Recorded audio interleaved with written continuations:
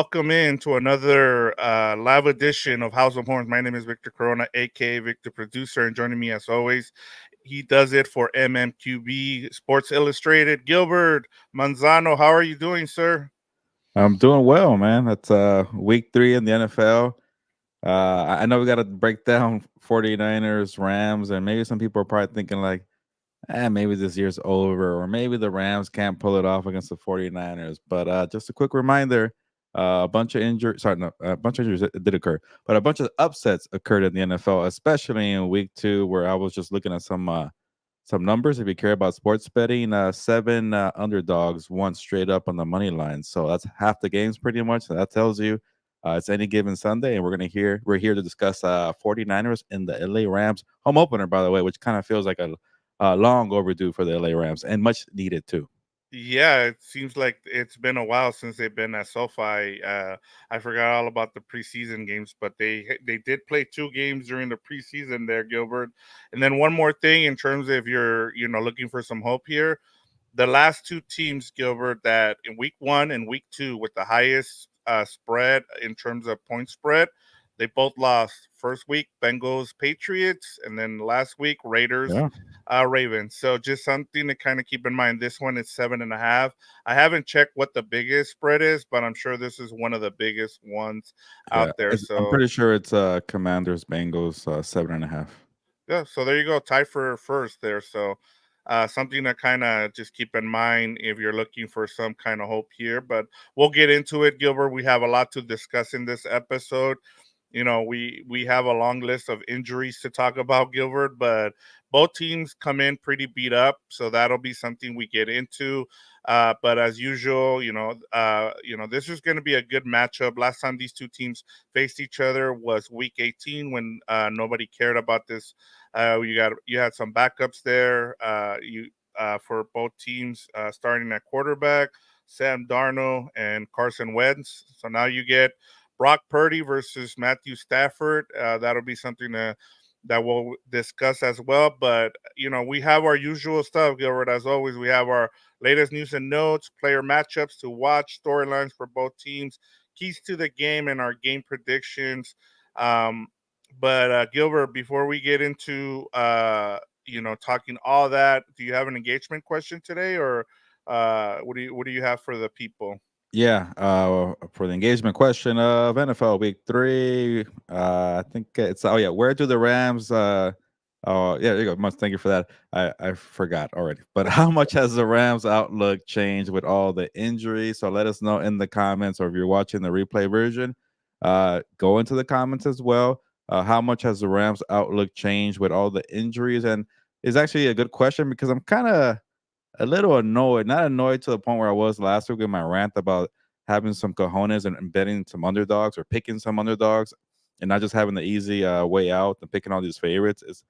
It's this one's more about the Rams, but just kind of the narrative. Like a week ago, or even 2 weeks ago, everybody liked the Rams, or they're going to be a sleeper Super Bowl team. Watch out for the Rams and the NFC West. They're going to beat the 49ers. And now, like, everybody wants to write the obit or bury them and say their Yeah. season's over. Yes, it's 2022 all over again. Press the panic button. I'm like, a year ago they kind of were in a tough spot too, and they turned around. So it looks pretty grim right now, but I don't think it's time to have the funeral for the LA Rams. So just because it's too early, and after what happened last year and all the upsets that occurred, all the injuries that the 49ers have to face too, like, I get it. If they go 0-3, yeah, maybe get the shovel out and put some dirt on that in that hole there that you dig for the LA Rams. But I don't think they're in the hole just yet. Maybe 0-3, 0-4 definitely. But being at home, catching a rival who's also dealing with injuries, and one because I'm doing all these sports betting columns now. One trend that I've been learning is like the desperate team that's 0-2 at home facing a 1-1 team, the 0-2 team tends to win. So Yeah. there you go. When the back's against the wall, you don't want to fall 0-3. This could be something that could turn around for the Rams. But if you want to say, yeah, maybe they won't be a contender like we all thought, or a playoff team, that's fine too. Maybe 7, 8, 9 wins. Who knows? But to say, yeah, trade Stafford, trade everybody, they're going to be the number 1 pick in the NFL draft, that feels a little too premature for me. Yeah, especially with the a level of coach that you have in Sean McVay. I don't think he's gonna, allow that. I just can't see this team just with less need just saying, you know what, we're just gonna tank and call it a season. But we'll see. As we talked about Gilbert too, this team was 3-6 at one point last season, and then they made a run, at the playoffs and they got in. So you just never know. I think at this point, and we're really being, if you want to be really optimistic, I think the biggest thing is you're just wanting to get to the bye week. And I thought, we mentioned this a couple weeks ago, but for the Rams, before the season, we looked at this and we're like, man, that's an early bye week for the Rams. I think, for them to have that early bye week is really going to come at a good time because that'll kind of allow them to kind of assess where they're at and they can move and then make the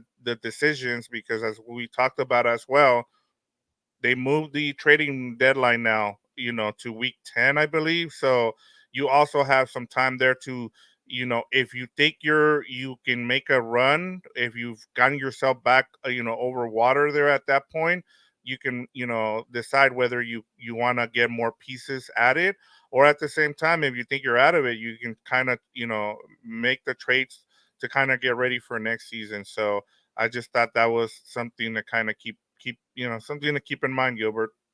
Yeah, the later deadline could it's tough because the longer it goes, the more you're trying to analyze it and gauge it. But by the time you get to I don't know, mid October, you kind of have a good idea of where this team's going to be a good team or a bad team. So Yeah. it does help you in terms of being bold or staying out of the trade deadline. But I am curious to see how teams operate with this being so far down the road. Like, is it even in their minds? Are they going to wait for that assessment and look in the mirror and say, yeah, we're gonna be good this year. No, we suck. Or we're gonna we're not gonna make any trades, or at least trade the farm, get some Yeah. draft picks, things like that. But I am very curious to see how teams operate. But I guess on the surface, it looks like it could help. But I just wonder how many teams will overthink it. Like, yeah, we do have a chance when you can maybe have a trade early on in the season, and you pass on something.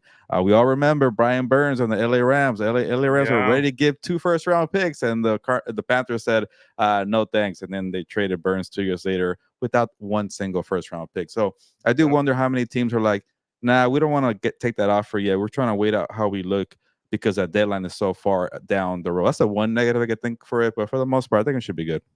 Yeah. And that's just the way, I mean, that there's a lot of teams at 0-2 that people expect the big things from the Ravens, the Bengals. There's a lot of teams in there. It's just that's part of it too. Injuries are gonna happen and you're as we talked about, I think that bye week is going to be important Hmm. for the Rams. But before we move on, Gilbert, let me get to some of these comments. We have Michael Armenta. It ain't over till it's over, gentlemen. So good to have Michael. You're right. I mean, it's only week 2. We still have to see what happens the rest of the way.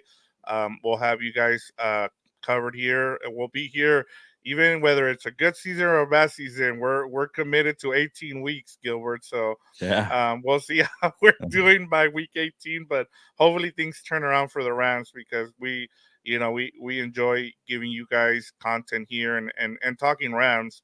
They've been a good story last season and the last couple of years, and they won the Super Bowl, so we didn't get into it as House of Horns. We came in, right after the Super Bowl win, so we haven't gotten to enjoy that. But Gilbert, moving on, someone that who's been on you for a while, Gil, both picked the Chargers. So Hey, Robert D is following you around on all these panels tomorrow, Fernando's gonna tomorrow. announce Robert, it because yes, Fernando and Dan, I think, are going live during Thursday Night Football, and they're gonna break down Chargers Steelers, which is very intriguing for many reasons, and one is kind of tough to gauge. But you'll find my pick tomorrow, and but I do like, Robert, that you want me to pick your team because Dan's been brainwashing people saying no, you don't want me to pick your team. So that's a good. yeah. Yeah, and Justin Herbert did not practice today, so that's something to kind of keep an eye on. All right, James Wheelock said it should be interesting to see how these young players step up. Cup now going on IR, not going on Not going IR, there. not going on IR, small consolation. Long season and players are injured will come back at some point. Yes, and we'll get into that, James. Michael Armenta said, I'm hoping for at least 9 wins despite the injuries. Willie Bowen says, praying for an LA Rams victory. Yes, yeah, that's huge. James says fake news had the Rams trading Stafford to the Dolphins for draft pick. I That's a saw that was Chase Daniel. yeah, That's Chase Daniel on terrible trade. the factory, or what is it called? I forget what. Something like that, yeah. Yes, just a terrible show there. Brian Smith says, I seriously doubt that the Rams panic and make a series of moves. The season it is what it is. Can't blow up a team simply because of injuries. It is what it is. So there you go. And then Robert D, one last comment here. It will be tough game, and it will show who we are as a team, guys. So yeah, Yep. we'll see. I hope Herbert plays in that game because that'll kind of give it a better. I'm actually looking to that game. I know a lot of people aren't just because everybody's expecting a defensive struggle there. But Gilbert, let's get to Rams news and notes now. Um, as James talked about earlier, the Rams placed Jonah Jackson and John Johnson on IR. So that's another player, two more players that go on IR. And then, as he talked about, Sean McVay says Cooper Kupp won't go on IR. He will wear a cast this week and then start to rehab. So it sounds like it's not a season-ending injury, Gilbert, but it sounds like nothing broke. um, it sounds like he's gonna be ready. He might come back in a couple of weeks. Also, I've heard some of the reporters say that another reason you didn't see Cooper Kupp go on IR was because um, they're running out of IR spots and they don't want to use them all up. Um, I've seen between 8 and 10. It's hard to kind of keep up with how many IR spots you can have and when those guys can come back. So yeah, it's just something to keep an eye on. But it sounds like from what McVay says, and we've seen him not be overly optimistic when it comes to injuries. He's been giving the longer version in terms of, hey, if it's 2 to 3 weeks, he's saying 4 to 6 just in case. That way he doesn't get people's hopes up. So, what do you think happens with Cooper Kupp, Gilbert? Yeah, I guess it could be something with the new IR rules, but I don't know if I buy that. Like, if the guy is really hurt, what you gonna just stash him on your roster for like 4, 5, 6 weeks? So maybe it could maybe be 4 weeks, but it's definitely not something that could go past that, because then like, what are you really doing here? Put him on IR, like it might be 6, 7, or 8 weeks. So Yeah, that's a good side to kind of think about it that way. But it could be maybe 4, maybe it could be 2, it could maybe be 3. You just never know with these injuries and how much the teams want to share. But uh, I don't know. It's tough overall because you don't have Puka Nacua, you don't have Jonah Jackson. You kind of hoping that Cooper Kupp is out there, but maybe Demarcus Robinson does something, Jordan Whittington does something, Tyler Johnson does something. I don't know, maybe a young guy emerges out of nowhere. It won't be Tutu Atwell. Sorry, I had to take a shot at Tutu there. But yeah, it won't be. somebody has to emerge and do something. But yeah, I don't know what to take away from the Cooper Cup injury, but I want to say it could be maybe good news where he comes back sooner than expected because of the whole IRR thing. I'm like, if it is serious, you will put him on there. Yeah, exactly. I mean, and he gave an update. They're going to put him on a cast, and then he will begin his rehab then a week, and then we should hear what the process is for him to come back. Just moving on, the Rams also signed kicker Tanner Brown to the practice squad. Josh Carty is dealing with a groin injury, but McVay says he expects Carty to play on Sunday. So, and one thing we haven't complained about, we haven't seen anything with Josh Carty, is he hasn't missed a field goal or an extra point so far. So good, so good there with the kicking game, Gilbert. And then two more here. Rams signed wide receiver Quintez Cephas to their practice squad. He was with the Lions. And then they also signed offensive lineman Justin Dedich, a USC from USC, to the active roster. So more reinforcements as more guys go down, Gilbert. Um, and yeah, there's a lot to kind of there's more bodies that they need to fill there because last I checked, I think there were around 51 players on the 53-man roster. So we some of those are probably going to for sure are going to get elevated once the game starts on Sunday, Gilbert. Yeah, I'm not sure if you're gonna get to this, but it's gonna be big time to get Alaric Jackson back, get your left tackle Yes, back. So, yeah, there's a lot of wheeling and dealing or shuffling on the offensive line and signing guys I've never heard of. But at least you have your left tackle for this week, and maybe it helps you out here. And yeah, it sucks not having Avila and Jonah Jackson. I did see Dotson is limited, but and you have your yeah. left He's gonna guy. play. Yeah, Yeah, you have him too. That's two. I think Kevin sounds okay. Just never know sometimes with yeah. him as a Well, veteran. let's move over there then. Let's go to Rams and 49ers storylines, Gilbert, and let's start with the Rams. Usually we start with the team that the Rams are facing, but we're gonna start with the Rams here. And where do the Rams go from here with all the injuries they've been hit with, Gilbert? And I'll give you the offensive line in terms of how it's going to be on Sunday. So, as you said, Rob Himmelstein is back. He's at right tackle. You have Kevin Dotson. He's going to be limited. He might not practice some days. They'll give him some off some rest days, and he'll play on Sunday. Then you have Bo Limmer at center, and then Logan Bruss is going to take over at left guard, who was really good during the preseason and training camp. And then you get back Alaric Jackson. So at least you have a formidable offensive line for the first time in 2 weeks. Now, it's not the offensive line you expected to have at the beginning of the season. You've lost, you know, uh, two members of your starters there, in Steve Avila, as you mentioned, and Jonah Jackson now as well. But at least you have a somewhat formidable offensive line that you can go out there and perhaps do something with. So with all where do they go from here, Gilbert? They have to get the running game involved because now that you have some more talent on the offensive line, like you can't have Matthew Stafford be back there like a statue and drop back 50 times and get hit. Like the Arizona Cardinals that don't have any star pass rushers, but they lit them up. They took advantage of the banged up offensive line there. So find some kind of way to provide a balance. Yeah, maybe these guys who are new don't know how to run the offense well. They don't know how to do the run blocking well or know their assignments. But when you got Jackson back there, you get three out of five guys on your starting offensive line back. That should be enough to help out Kyron Williams. You want to see more from Blake Corum, but you just got to have some kind of balance to it. You got to have protection too. So, yeah, Yeah, you can have a great offensive line with a bunch of all pros, and you drop him back 50 times or whatever. It's not going to work. There's too many opportunities for the defense to come at you, and you're facing Nick Bosa. So, right. you definitely better have some type of running game with good run blocking players, knowing their assignments. Making sure the gaps are there. So that's going to be a big job there for the offensive line. It's probably the most important thing here for this game if the Rams want to pull it out. Yeah, I was gonna ask you, Gilbert, how much have you watched the movie Iron Man?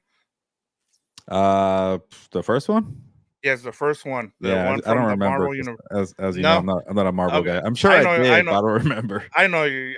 That's okay, but I'm gonna kind of give you a little example from there. So I'm not gonna give you the whole movie or anything, but it has to do with the Rams here. And there's a GIF out there where you know um someone wants something built like Tony Stark did, and he says Tony Stark built this with a bunch of scraps in a cave, and part of it is because Tony Stark, where he's really good, is when you give him less and he does more with it, right? Like you see Tony Stark, Iron Man, when he has all his gadgets and stuff, those are cool and everything, but you appreciate it when you have less to work with and you can build something good. And I think that's where Sean McVay is at. I think you're giving Sean McVay scraps right now along the offensive line. He wanted, Les Need went out there and he signed a bunch of offensive linemen because they wanted to run the ball. He wanted Mhm. to have a heavy personnel out there to be able to run the ball. Unfortunately, it's all gone to crap now, and so he's having to build this from scrap now. And I think this is where those injuries you go from, you try to build something good from it. And this is where him scheming, having all that, knowledge and being able to out scheme other guys, this is where he's gonna make his money as if you're Sean McVay.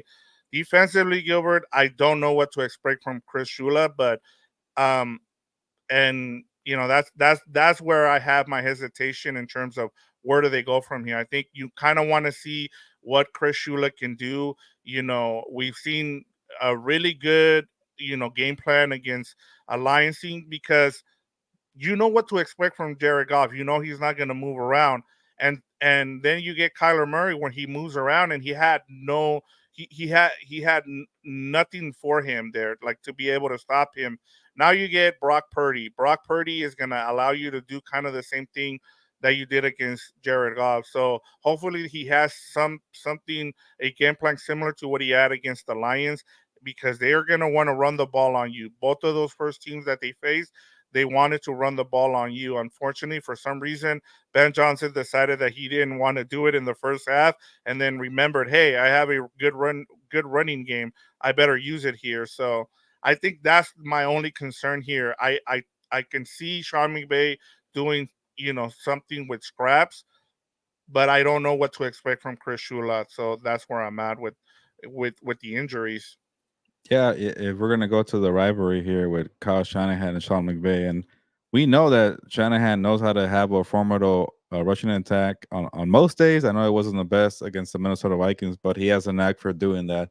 Sean McVay hasn't really shown that with his running game, and maybe this could be an opportunity, like you mentioned. It's a challenge and see, hey, you don't have your best offensive lineman, you don't even have your best receiving or receiver blockers to help you out, things like that, or even do these motions and shifts that causes kind of chaos. And oh, that guy's over there. Where's that guy going?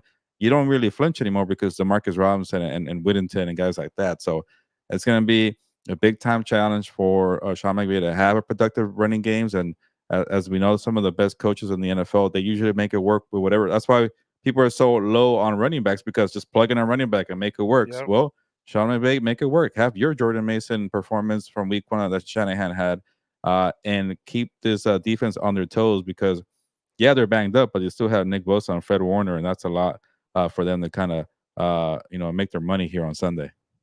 Yeah, and kind of moving over to the other side, I know I brought up the defense, Gilbert, but we all knew that that Aaron Donald was going to be a big loss to this defense. But one of the things I saw was that Ernest Jones was the best player on the field for the Titans, Mm. against the Jets on Sunday. Has that been a bigger deal? Do you think losing Ernest Jones? I mean, we knew Aaron Donald was going to be a big loss, but I feel like they've been okay in terms of the pressure they've gotten. I think losing Ernest Jones has been a bigger deal, and I feel like people are not making a bigger deal out of it. I think people just don't know the name Ernest Jones. And when this deal went down, I was scratching my head like I don't understand this one. Let's need like he was supposed to be kind of like the your safety net because the secondary had a lot of question marks, and it's kind of like okay, just in case the front is struggling because there's no Aaron Donald, you still have Ernest Jones to help out. Oh, you know what? You need a couple of plays, a sideline to sideline playmaker to kind of help out this young secondary or young defense with a new DC. Have your mic guy making the plays, making the calls, and you just trade him for a bag of chips because you couldn't figure out the contract. Like, just keep the guy and let him play, and then get rid of him in the offseason if you were that frustrated. Like, I don't see Ernest Jones being that much of a headache because he just seems like a very easygoing guy. Maybe it's the agents they were fed up with. I don't know, but that one was really was having me scratch my head. He's doing well with those Titans, but the Titans are also 0-2. But so that's a different story for another day. But yeah, it's been a rough day or a rough game, I should say, for that defense with Chris Shula. They did, do okay in week one where they're kind of like, okay, let's play within the scheme. And then the second week it kind of just went to crap. And that tends to happen when you have, Marvin Harrison Jr., just doing whatever he wants in the open field. And that creates a lot of advantages for the play caller. So it also happened in week one. They lost track of Jameson Williams. That's kind of been the issue for this team. Yeah. They caught a break though because Deebo Samuel might not play. I'm not sure. He's on an IR, but he didn't practice. He Yeah, probably he won't didn't play. practice. I heard that he's not expected to play on Sunday. That's what Yeah. I. And That's if he the. does, he won't Yeah. have his explosiveness. He won't be Yes. that quick, and that's definitely a problem for this defense. Going back to even Raheem Morris, I know people want Raheem Morris back, but they couldn't stop anybody down the field. So that's gonna be a problem, which could be more magnified when you don't have Aaron Donald creating pressure. Like I know they've been okay, and it's been one game, but I do want to see a little more from these four young guys and Fisk and Verse and Young and Kobe Turner. You got to step up. You guys are the strength of the defense when the secondary is kind of old and uh, injury depleted, and you don't have any linebackers. You got to create pressure. And Yeah. look at the Vikings. They don't have much in the secondary or linebacker, but they got very good pass rushers. And when you create pressure, it just gives you opportunities for turnovers. It creates opportunities for just stealing momentum, stealing the game, and uh, yeah, life after Aaron Donald is kind of rough, but go make some plays and steal a victory at home. Yeah, and I think my bigger issue, Gilbert, with the whole Ernest Jones thing too, is he was a leader. I don't see a leader out there on this defense. I mean, Yeah. part of the problem was when they got down and they got down big. Who are you going to turn to? You got a bunch of new guys like Tre'Davious White was with the Bills. You got other guys. You got rookies, second year guys. I mean, you're asking a lot of Kobe Turner to be that leader already in year two, and then you have a rookie defensive coordinator. So there's a lot of things not working with that defense. And just trading away Ernest Jones just did not make any sense, especially when you knew you needed a leader on this defense with the loss of Aaron Donald. That's why that move still doesn't sit well with me because that that's going to be a big problem. It's been the problem the first two games, and it's going to continue to be a problem until one of those guys. I mean, I'm not expecting Jared Verse or Brendan Fisk to be leaders already. But someone's going to have to take the mantle and be out there because somebody needed to say something. Someone needed to speak up and say, hey, this is not tolerated. For like, especially with Sean, what is Sean McVay supposed to do? He doesn't have a leader out there, and then you went out and you traded away Ernest Jones. So, yeah, Yeah, it's gonna be maybe a rough season there for the Rams defense, but the good thing, at least with the 49ers, I don't know if they have any burners. Jawan Jennings and Brandon Ayuk and Kittle are going to be a problem, but Jordan Mason's going to be a problem. But if you could kind of keep that away, that weakness of not having a good vertical defense, and maybe you could focus on the other parts, and that gives you a chance. But it's tough for me because you know, we all overreacted to week one because look at the Rams. They're valiant performers, they're doing well, and then they get smoked in week two. And it's kind of like, okay, which team are they? And that's yeah, why I'm a little hesitant to really kind of bash them. Obviously the effort was terrible and on Sunday, but it's not enough for me to say, all right, this team's gonna suck every week and beat 2022 again. But uh it's just tough to gauge it because of those first 2 weeks were just totally different teams. And also the 49ers have a bunch of injuries, so it's yeah, not an easy game to kind of dissect. But the one thing is clear, they have a lot of issues defensively, at least in the secondary. But we can't forget about week one when they knew their assignments, they played their butts off, they weren't that talented, but they kept it close, they won overtime. It's just the one big obvious indicator is they can't stop the vertical game down the field. yeah. And Gilbert, I mean, part of it too is one of the things I've talked about with teams deciding not to play their guys during preseason is the first four games are like preseason. You still want to see. We still haven't even seen the Rams at home. I get it. There's going to be a lot of fans that are going to be 49er fans Hmm. there. I understand that. I know it's a home field advantage for the 49ers, but at the same time, it's just good to be home. I want to see this team to see how they perform at home. We've seen them on the road. They've been in a hostile environment in Ford Field. They play really well, and then for some reason they play really bad in Arizona for the first time since what 2011. It seems like so. Yeah, I still want to see more of this team because it's hard to just say, okay, we know what this team is going to be after only 2 games, especially playing a divisional opponent, in the 49ers. We know how things go when it's a divisional opponent. So that's always my thing, where when people give up on teams, and we know the injuries, we understand that. I'm not making any excuses for that, but we also have to be fair, not only to the Rams but also the 49ers, because they're both dealing with those injuries. And then, we saw with the 49ers, kind of moving on to that, Gilbert. Um, has Brock Purdy taken a step back, or has the league kind of figured him out? I mean, he's had his 2 worst games are against the Vikings, and Brian Yeah. Flores has figured him out. And we've seen it too with Cleveland and Jim Schwartz. They played him tough too. um, but it started out with training camp, and then into preseason. I kind of saw that game. They played him in that third game against the Raiders, which was kind of weird, and he looked really bad against third stringers. He looked better against the Jets, and then again the Vikings. He didn't.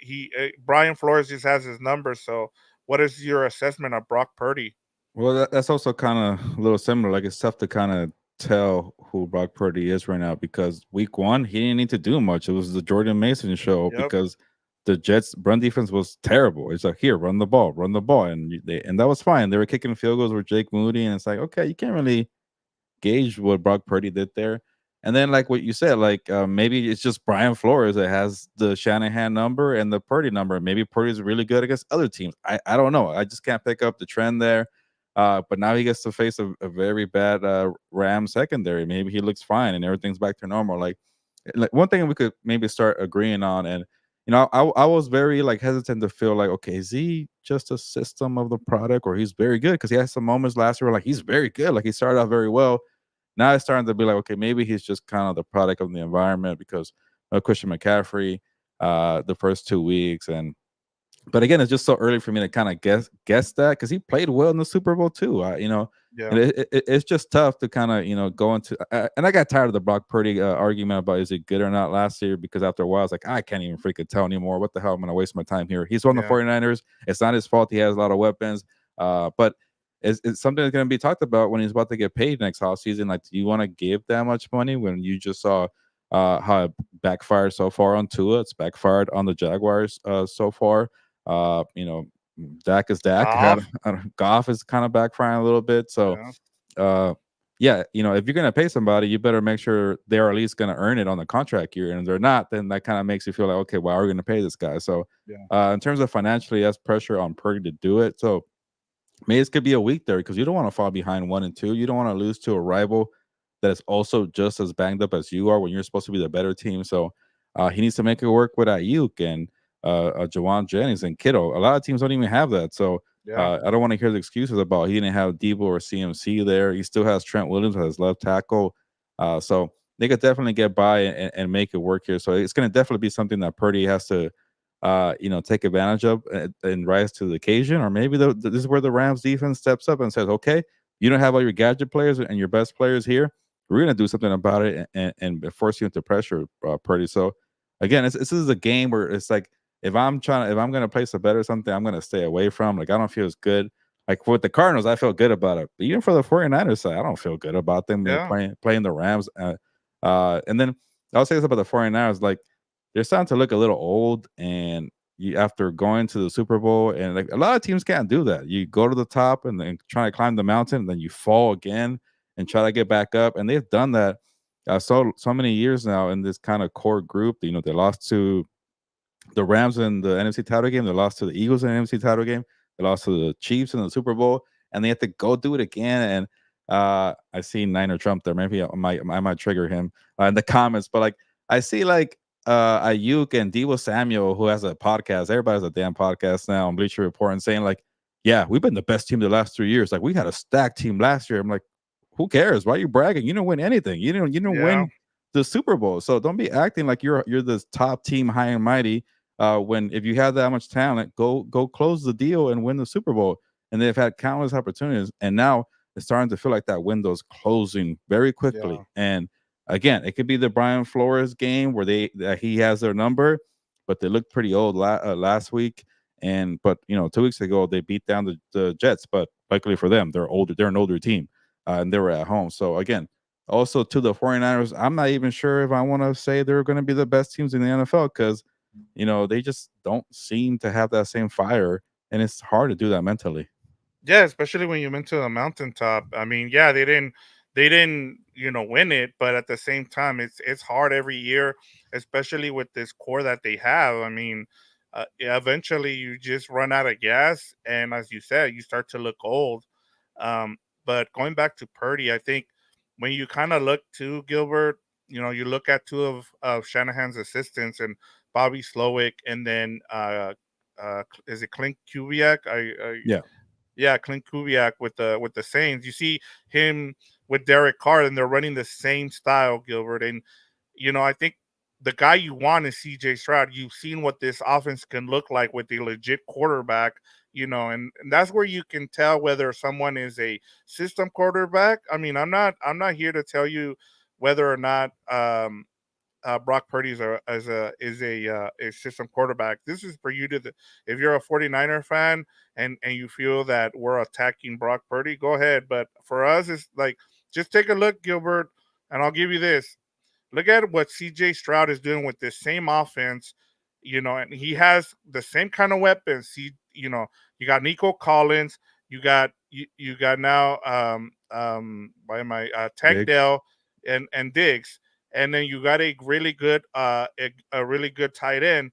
But see how much different this looks when you have a really legit quarterback, and then you look at someone like the Saints, who you could say, Derek Carr is Brock Purdy as good as Derek Carr? Maybe, but look at them; they're scoring at will right now, and they're running the same offense. So you can say whatever you want, but just look at those three offenses and how much different they look, and how much how the same they look at the same time with with with a different quarterback. So I think for me, the big difference is C.J. Stroud. But as I said, I understand why I've come around on why people get upset when you call someone a game manager. For me, I'm like, look, give me a game manager. As I don't care as long as you win the Super Bowl. We've seen Patrick Mahomes. We've seen Tom Brady. Tom Brady in those first couple Super Bowls that they won in New England, he was a game manager. There's nothing. You elevate yourself and then become that star quarterback, and you're the one having to carry your team. I think one of the guys that is out there that carries their team is Josh Allen, but he hasn't been able to do it. You need Mhm. to get to that point, but I get it. I'm sorry to go on a rant there, but it No, happens every year. the one thing that kind of helped me with this dumb Purdy argument is like saying I just say he's better than Jimmy G. He was definitely better Oh than yeah, Trey yes, Lance, and if that's the only options you have at the time, then that's good. Play the guy who's your best option. Shanahan's been trying to get his star quarterback. Bobby Slowick guy with C.J. Stroud, and like yeah, and you're totally dead on that. Yeah, imagine what this offense could do with a star quarterback, and he hasn't really had that since Matt Ryan's MVP year, and that's how we saw how prolific they were offensively. He didn't have it with the Browns with with Johnny Manziel. I still yeah, remember those Mike McDaniel days there with Johnny Manziel. So he hasn't really had that. So it's not his fault, but they try to do it with Trey Lance, and it just didn't work out. But Purdy is the best option right now, and that's the way we should gauge it. It's not his fault that he got all these star weapons here, but yeah, we've seen enough moments where when things get bad, he's a little shaky, he's a little inconsistent. But we've seen a lot of flashes where, like, hey, he's sometimes carrying that team, and it's a reminder they're much better with him at quarterback than they were with Jimmy G. I yeah, thought the Super Bowl was very impressive to me, but yeah, there's something there that I feel like, yeah, he's not ever going to be a top 10 quarterback. He's going to maybe be top 15, and that's okay too. He's in the right situation, and look at the Panthers. Bryce Young is not in the right situation. It's a horrendous situation, and he's yeah, not doing well. So, uh, you want to be somewhere where like I was starting to look at all these quarterbacks because everybody wants the latest creator, magician, working away from the pocket, or yeah, being mobile. And to even Dan and Dago's point, like, yeah, no more running quarterbacks. I think it's more about The ones that try to do too much and just extend the play, like there's nothing wrong with just running the offense within the scheme. Here you go, Deebo. Here you go, Brandon Ayuk. Make my life easier. I don't get why everybody wants to do more. It looks pretty, it looks flashy, but like Josh Allen's going to be a better quarterback this year if he keeps feeding it to James Cook and Yeah. spreading the ball around. Yeah, not everybody can be Mahomes. Like that like another thing too. I was thinking about these creators either have a great situation to create that way, Mm-hmm. or had to wait a year or two to learn the game and kind of process. Oh, I could do that. I could get away with that. I could do this. I could be smart with that.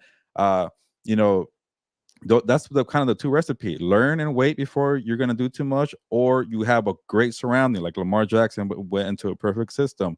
Patrick Mahomes had to wait. Even Aaron Rodgers, one of the greatest creators of all time, had to wait his turn. Even Jordan Love is waiting, or had to wait, and he did well last year. So the guys who come right away to play, and the ones that you feel like, hey, regardless of the situation, that guy's going to be accurate. He's not going to make turnovers. CJ Stroud has found that balance of just being a pocket assassin. And when you have to extend plays, go ahead and do it, because Yeah. it's just not working out. It's nothing wrong with being safe and playing, taking the easiest first read. Like even that, I don't know if you saw that video. CJ Stroud just telling Caleb Williams, Yep. stop taking the hits. And it's like, it's just Yeah. simple. Sometimes football is simple. Stop taking the hits, man, and just Yeah. make and hit your first read. If you can't, give it to the running back. If that doesn't work, just throw the ball away. And that's why this guy doesn't throw interceptions. And with Purdy, you don't get that kind of security. Like it's a little rocky, and you're kind of like, oh, he's gonna screw it up right here. And sometimes you get moments of brilliance there. But he has a little more leash because of the great weapons that he has. And when he Yeah. plays within the scheme, he does a great job. So I know we're going a lot here on the Purdy conversation, but Stafford, is a perfect example of a pocket quarterback where just It so works. damn accurate, and it uses it to his advantage. That even when there's chaos, he just could throw a dart bullseye whenever he wants. And sometimes he learned that for so many years, where now he could take hits and then still look downfield and throw a strike on a rope there. So nothing wrong with pocket quarterbacks, or nothing. That's it's kind of gone from, now you don't want a game manager, you don't want a sole pocket passer, you want a magician. And sometimes it's okay to have some of these old school quarterbacks. Yeah, it's not a bad way to go. And I mean, look, the Niners have been able to benefit on having that rookie contract with Purdy, and Hmm.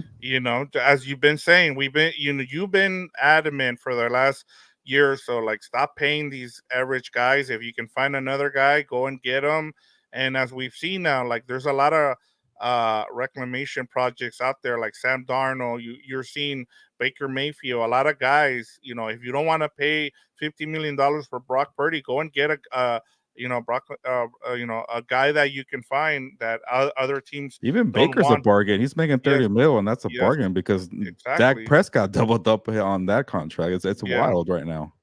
All right, Gilbert. Let's move on to player matchups to watch. I'm gonna go back. I'll start us off here. And for me, um, it's the Rams patched up offensive line versus the 49ers front seven: Malik Collins, Javon Hargrave, Nick Bosa, Leonard Floyd, and Fred Warner. One of my biggest concerns for the 49ers going into the season was that run defense. We saw them get run over by the Lions, and one of the things that I didn't know if they had fixed it until I saw that I forgot they signed Malik Collins, and Malik Collins is a good run stopper. Javon Hargrave likes to be a pass rusher. And so, as I talked about with the new offensive line for the Rams now, in terms of what they have patched up, I want to see them. I want to see how they do against that front seven. If they can create a push, also protect Matthew Stafford is going to go a long way. But you have to keep those guys in front of you, if and give Kyron Williams some running lanes and protect Matthew Stafford in this game if you have any chance of winning this game. Yeah, that would have been one of my top ones. Is definitely you got to have some kind of production from the offensive line.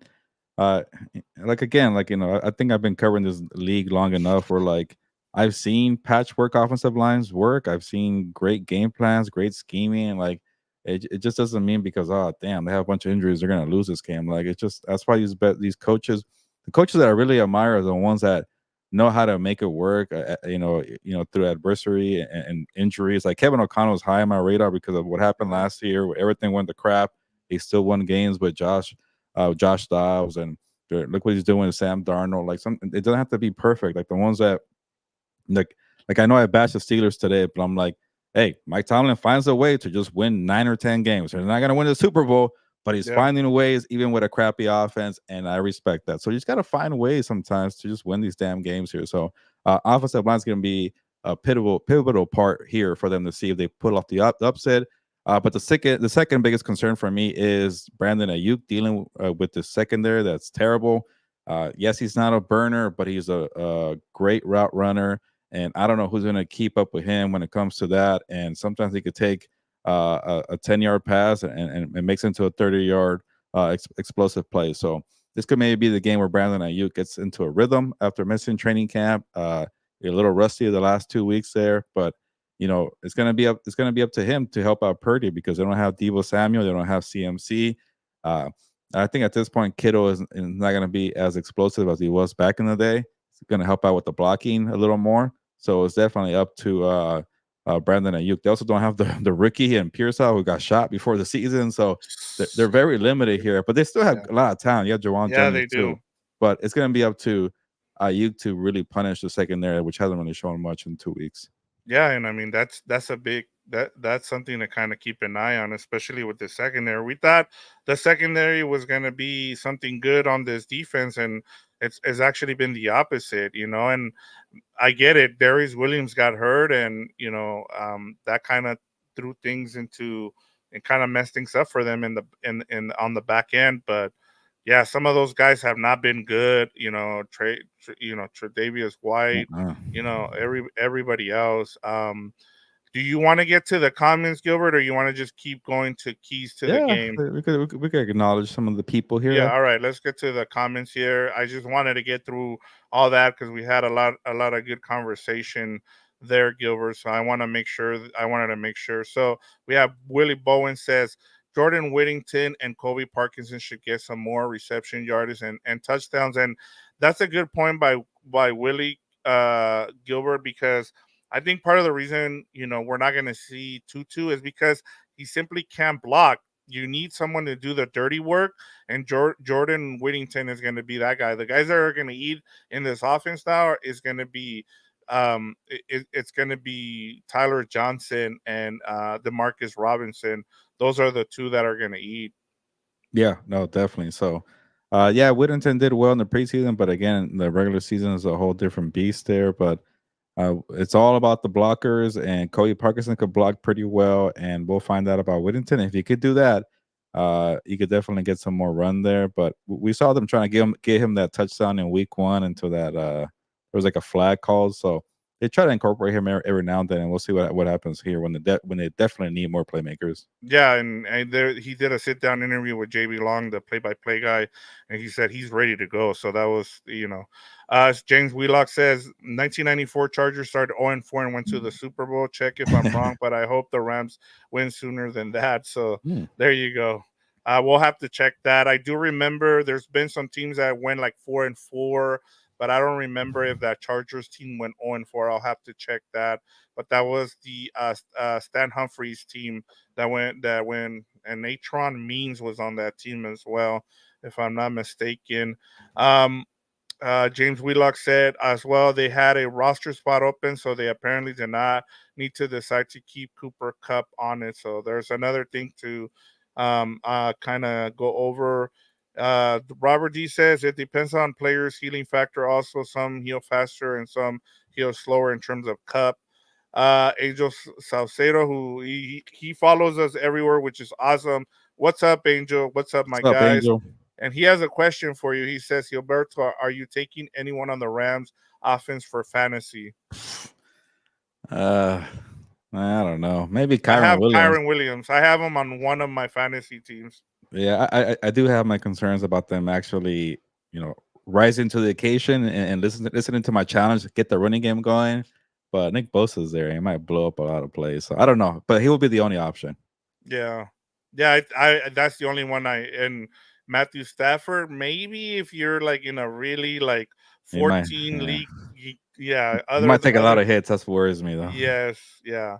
James Wheelock says in 2022 they were out of the playoffs and signed Mayfield. This tap place to win. Yeah, good point. Yeah, it is a good point. Angel says, Vic, you need your own show talking about Marvel movies. I would watch. Yeah. Thank you for that. Um, Brian Smith says Raheem and AD are missed. We talked about that. They are. Robert D says Thomas, the ex Saints wide receiver, is still out there. Would they bring him in for a look? Maybe, but he looked very old when he Yeah, he looked done. played. Like he looked like he was cooked, Yeah, and then he and he can't was even stay. happy with all the money Yeah, he got he already. I can't even don't think. stay healthy either. So I don't Yeah. know. I don't think so. Yeah, it's kind of like. Did you hear the former running back for the Rams? Why I don't know why I'm like blanking on his name. Todd The Gurley. Todd Gurley. He was saying he knew he was like once the Rams gave him that contract, and then they cut him, and then he said, "Yeah, I went to Atlanta for the paycheck," and then I think it was the Ravens hit him up, and he's like, "No, I'm done. Like I'm not. I'm like no, I got my money. Like I don't need like." Yeah, because football, man, like it's not for everybody, man. Once you make your money, you're done, man. Just walk away. You know, yeah. Brian Smith says Kittle, Jennings, and Ayuk are going to be a handful without Deebo and McCaffrey. So Debo. yeah, yeah. Um,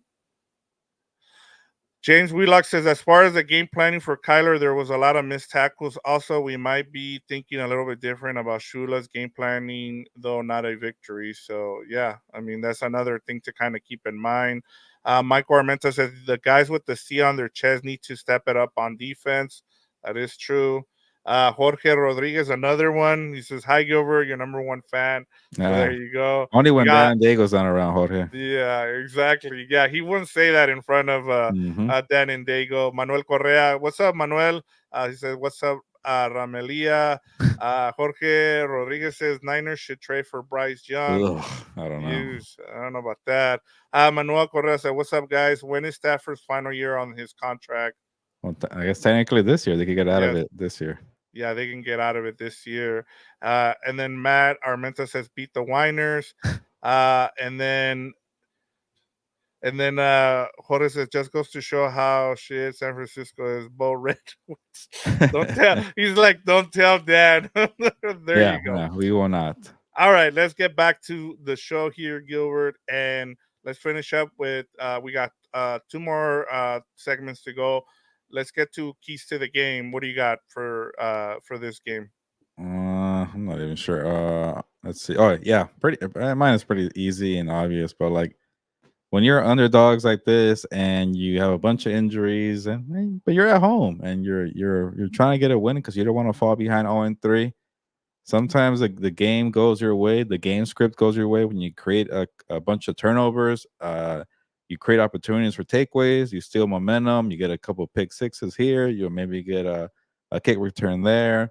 But you got to force Purdy into turnovers. Like we just mentioned, like Purdy's not going to be CJ Stroud and protect the football or Joe Burrow. He's going to be sometimes a little reckless. And if you put Yeah, pressure on him, uh, maybe you create opportunities for takeaways. And this is where this so-called strength of the defense, this defensive front, will rise up to the occasion and put a lot of pressure on Purdy. Yeah, he has Trent Williams, but if you look at it on paper, it's not the best offensive line, but they play within a scheme, and right. that's what makes Kyle Shanahan a genius when it comes to his offensive game plans because they let go of players on the offensive line, and I probably can't even name a few more players on the O line because they're not household names, they're not star players besides Trent Williams, but they still know how to run the zone outside zone scheme and making plays for Jordan Mason. So, defensive front, you're supposed to be the future. Go make plays, stop that running game, put pressure on Purdy, create a takeaway because we know when the pocket is not there for him, he's going to make a couple turnovers. Sometimes he doesn't even want to clean with a clean pocket. That's just the way Purdy is. So Yeah. uh, go do that. Jared Verse, first round pick. Braden Fisk, second round pick. Kobe Turner, one of the top rookies last year. Byron Young. Go make a play and make a statement that you guys are the future of this defense. Yeah, I'm with you. I mean, that's a good one, a good keys to the game because, I was thinking about with what you saw Brian Flores do to Brock Purdy, and he put a lot of pressure. He confused him a lot. I think that's what Chris Shula. You need more pressure. You need to send some cover zero blitzes here and there, where you're gonna have to take some chances. Kind of like what you saw against Jared Goff, as you mentioned. I mean, you're not gonna see him get out and be able to, create plays on the run like you saw with Kyler Murray. And so you need to be make sure that you pressure him, and also that's a good way to stop the running game too, is by creating some pressure with some blitzes. So I want to see what Chris Shula comes up with, because he has the tools there. It's up to you to put them in the right situations to be successful. And you got a young team, so get the best out of the talent. For me, Gilbert, I'm gonna go to the offense, and it has to be establishing Kyron Williams early in this game, because as we saw last week, you know, he had 52. He had 52 total yards in that game, and that's not good enough to win games. He's been under 100 yards for the first two games. They need to establish him. They need to get him, and I get it. The offensive line has not been healthy, but now at least some of the guys that you have on there outside of Kevin Dotson should be ready to go. With Rob Havenstein, with Bo Limmer, with Logan Bruss, and now with Alaric Jackson. So go ahead and establish the run now. Like try to run on this San Francisco 49ers defense, and establish the run with Kyron Williams to kind of set up the play action pass for Stafford to be able to hit guys like Tyler Johnson and Demarcus Robinson, because you're gonna need that. But yeah, for me, it's establishing the run, Gilbert. Yeah, no, this is definitely going to be a big time game for Kyron Williams, and we'll see if he is big time. But what I'm trying to say is he has to do something. The spotlight's going to be on him. Yeah. You're supposed to be one of the best players on this offense, and last year you were kind of the nucleus of this offense. And but does that mean you got to have Cooper Cup and Puka Nacua to do something? You got to have this offensive line to do something.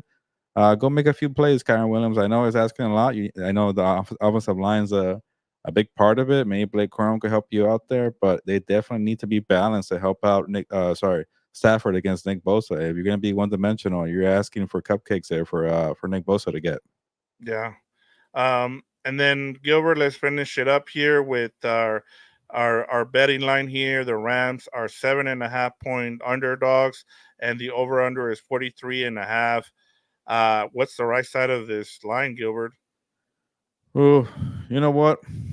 I just saw it went to 7, but I'm not surprised because people are picking up on the trend, and Yeah. I was talking to some people, and I think it's the stat is uh, teams that get 6.5 points against the spread are 8-0 this season. So these dogs are Ooh. barking, they're doing well, and you give me 7, and I'll stick with the trend. I'll take the Rams there to keep it, but that's why I think it's going down because people are Yeah. picking up that hey, when you get these lines or that spread out, you go ahead and take the points and see what happens in a year that's been so chaotic. So give me the Rams here, 7.5, whatever it is, and Yeah.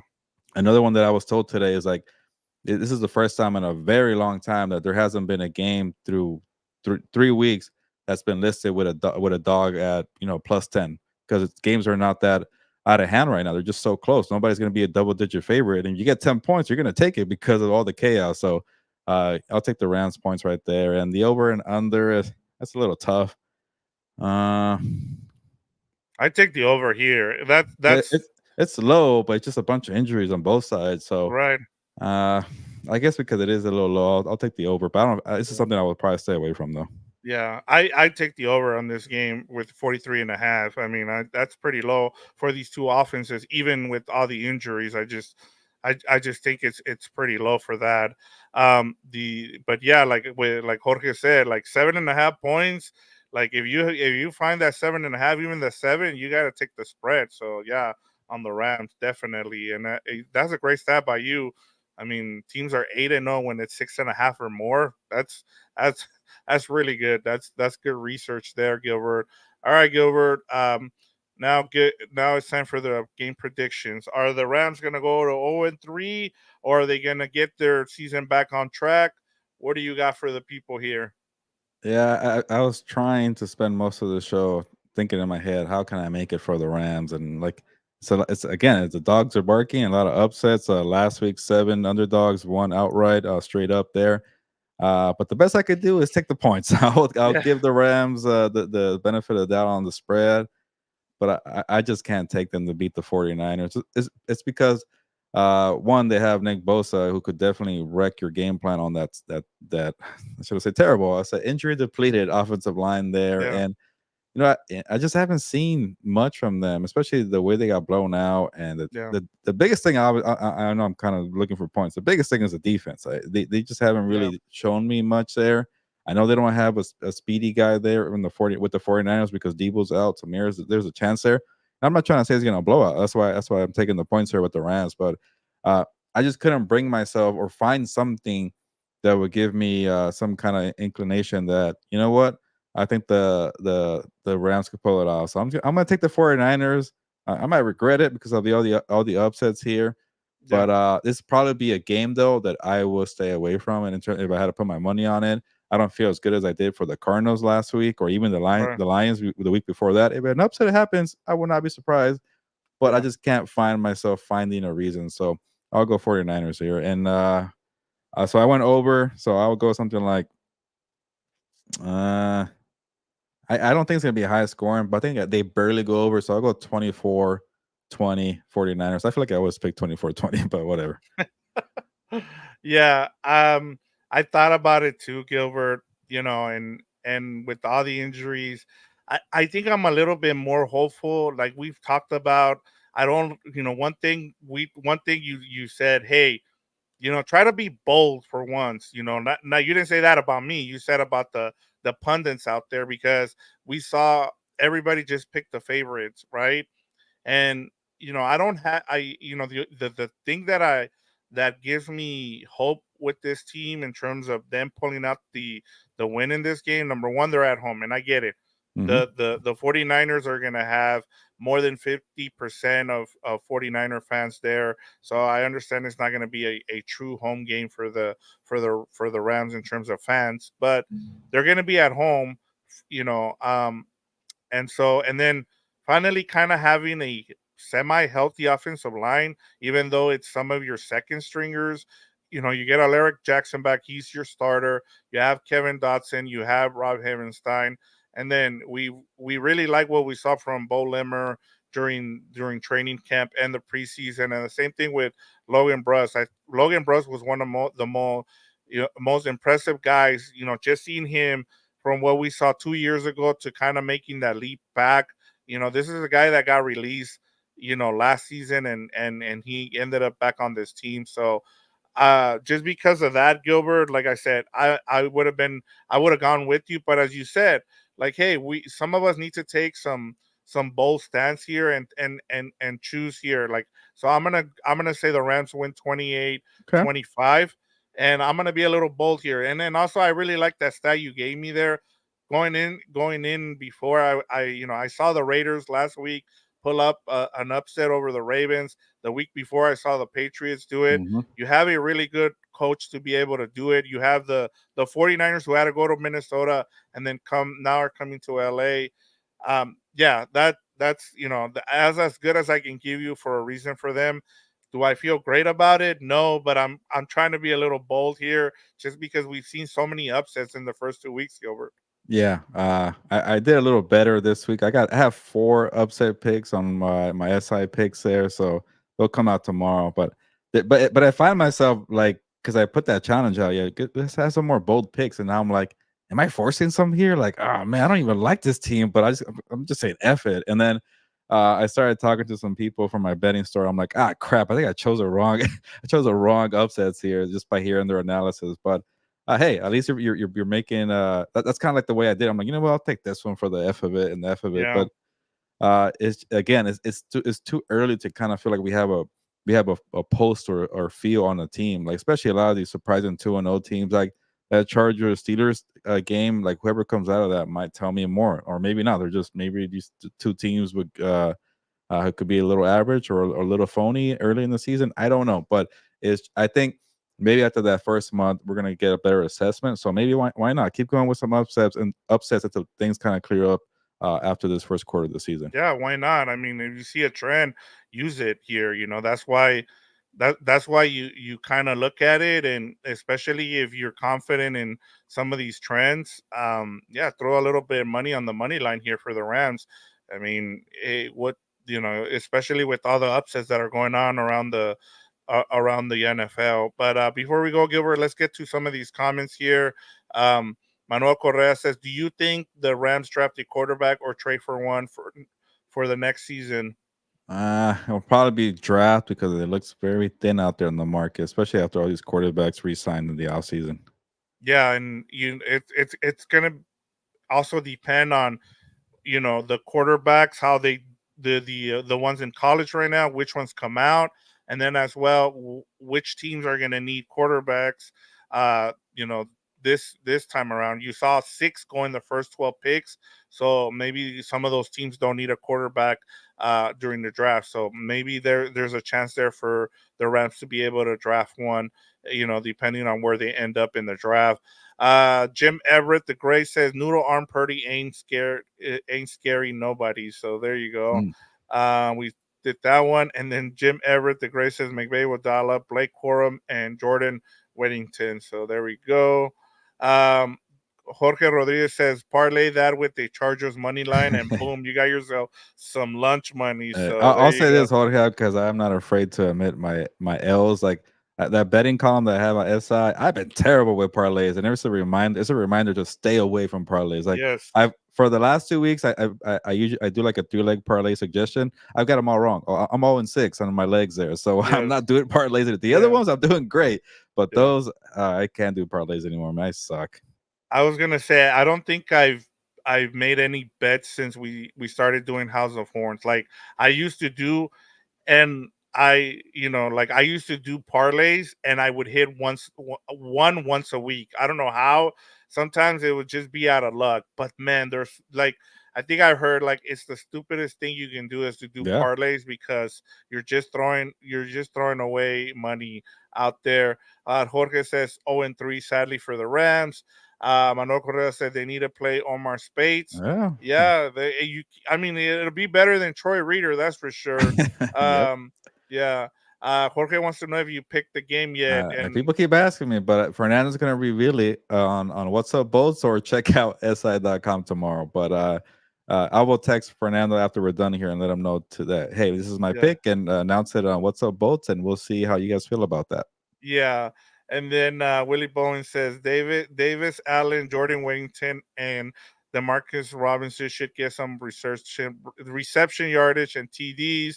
And then Willie Bowen says, "What's up, Jim?" I think he's talking to the Jim Everett there. The And real then one? Daniel Calderon. Daniel Calderon made it on here. Awesome. Hey, Uh, yeah, he's "What up, y'all? What's going on?" And then he's also Manuel, mi amigo. He says to Willie Bowen. Willie Bowen says to Manuel, and then Daniel says, "Man, we are cooked." So hey, the one thing I always give a shout out to Daniel about is the fact that he's a realist. He yeah, doesn't mix his words. He was pissed after the Cardinals game, and rightfully so. And then Jorge says, "Damn, Vic, once a week is really good. Give us a parlay, my man." yeah, yeah. Hey, One check a out week. Gilberto's Hour. I will give you guys a parlay, and we'll start making that part of the segment, the betting segment. And then if it hits, we'll bring it on. We'll keep it on. If it doesn't, then it was just a one time thing. So yeah, something to look forward to tomorrow. So make sure you join us. It'll be on here as well. It'll be on what's up both. So Hmm. make sure you check out Gilberto's Hour tomorrow. We got you covered. We'll go through this game as well. We'll talk about the betting line and all that. Big picks, yes. So make sure. I think I did a little bit better, even though Gilbert is still kicking my butt in our points challenge there. But yeah, we need to come up with a something that the loser needs to do, Gilbert. But that's for that show.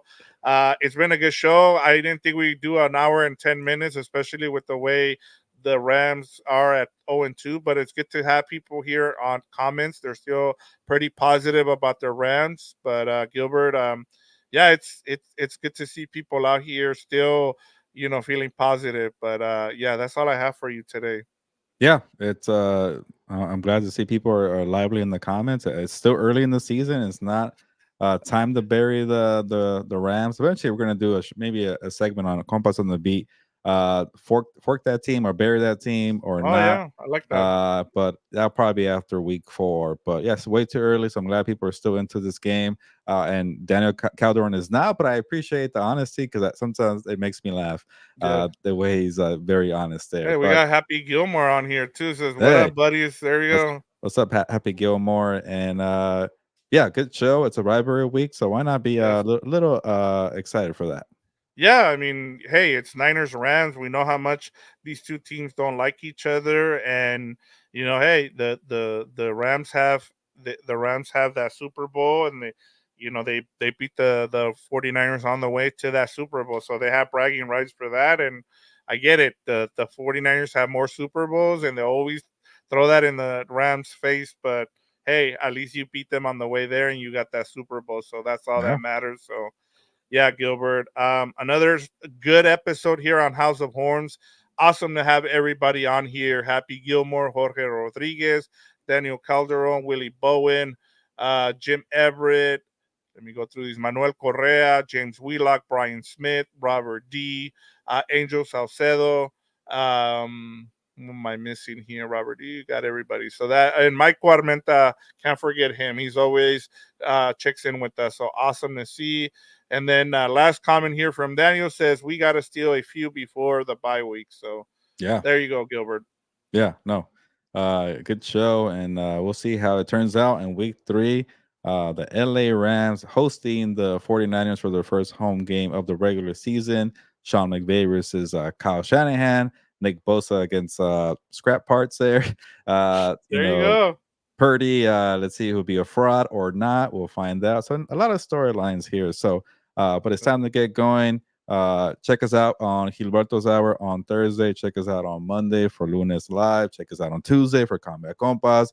The Four Compas. A lot going on here on the Compas on the Beat Network. I'm very proud of what we've done here. You know, Yeah. 4-man group. We're hoping to grow a little bit, and yeah, we have content. And Sunday too. We have the post game show. So pretty much Yes. Sunday through Thursday, be locked in on Compass on the Beat, and that's why we like people like Jorge, Angel, Daniel, Delbert. A lot of people are locked in. Yeah. Willie Bowen, I see the name all the time, so we appreciate all the support here on the network. But on that note, it's time to get going. Ya nos vamos. Pues, vámonos.